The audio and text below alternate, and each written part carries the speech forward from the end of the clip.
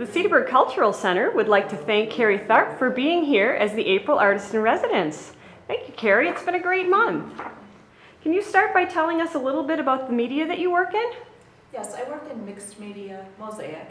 It involves putting together, bringing together pieces of stained glass, mainly I work with, and I incorporate metal, sometimes watercolors I'll incorporate of my own that I preserve between panes of glass with a foiling technique. Oh, great. As well as found objects.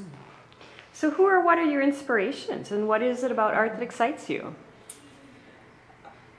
Art excites me just for the sense of creating something. It's a process of, as everybody says, it's a process, but it's a process for me of spending time, of becoming focused on of the moment at hand and whatever I'm creating. What inspires me, the pieces that I do are often inspired by nature itself, either the gardens that I tend to around my home, and as you can see, the flowers that I work with. The woods, just being outside. Oftentimes water is an inspiration for me. And what kind of career preparation did you have? Well, hardly any. I'm a self-taught artist, and I began exploring art more on my own when I was 18, sort of as a way to relax, to bring a sense of peace to myself, and carve out some time for myself as a way to take care of me. And I took a couple of drawing classes, watercolor class, and really did a lot of experimenting on my own and enjoyed that part of it. And how do you view your role in society today as an artist?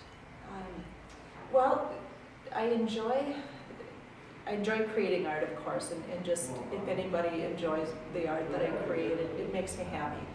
And I connect with our society in that small way. But I also have really enjoyed doing community art. And what I love best about that is bringing this art form, mine in particular, I enjoy bringing that to my local community, giving others a chance to be a part of something bigger, to get a sense of belonging, a sense of being part of something bigger than themselves. That's important to me, I think,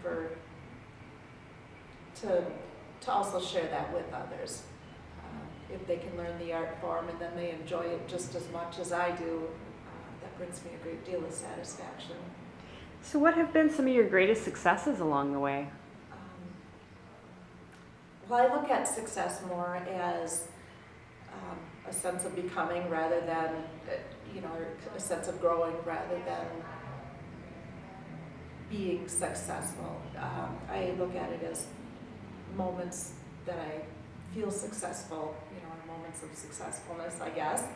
And what I mean by that is, I've done a couple of community art projects that brought me a great deal of satisfaction for bringing the art form to others,